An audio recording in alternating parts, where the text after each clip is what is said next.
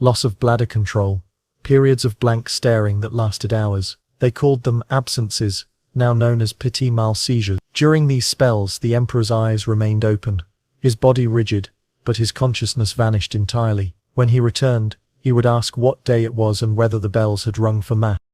And still, no air. The court whispered that the Habsburg seed had turned to dust. Priests blamed demotic interference.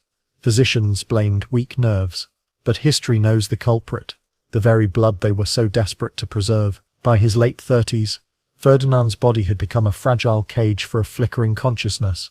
The seizures came without warning. One moment he would be sitting quietly in his study, staring at a clock or fingering a rosary bead, and the next his entire body would stiffen, his lips foaming, his limbs convulsing so violently that attendants had to restrain him with padded straps. Afterwards he would lie motionless, drenched in sweat, whispering the same question over and over.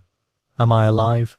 Meanwhile his mind began to fracture in subtler ways. He forgot faces, mistook courtiers for dead relatives, and sometimes addressed his wife as mother. He would wander the corridors of the Hofburg in his nightshirt, muttering prayers to saints who had never existed.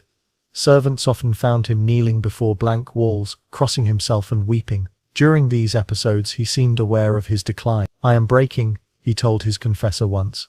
My body and my soul quarrel every hour. The empire continued to function, but only just. Metternich's iron control held the machinery together while Ferdinand drifted further into helplessness. Ministers disguised the emperor's absences by releasing decrees with his forged signature, sometimes months after he had last been lucid enough to read. Ferdinand's appearance grew disturbing. His skin, once pale, turned sallow and waxen. His lips hung open, his tongue thick and motionless between teeth that never met. His neck muscles weakened, his head tilted permanently to one side. The right eyelid drooped, saliva stained his collar. Food was still a daily ordeal.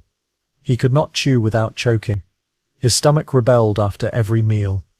Court cooks blended his dishes into thin gruels flavored with wine to help him swallow. He vomited often and suffered chronic diarrhea, so severe that attendants lined his chair with perfumed linen. The combination of digestive failure and seizure medication, loaded with lead and mercury, accelerated his wasting.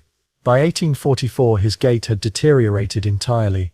His legs, bowed and trembling, could no longer support him for more than a few minutes. He shuffled with a cane, sometimes dragging one foot behind him. His hands curled inward, his fingers twitched constantly, clattering the rosary beads that never left them. By 1846, Ferdinand was barely functional.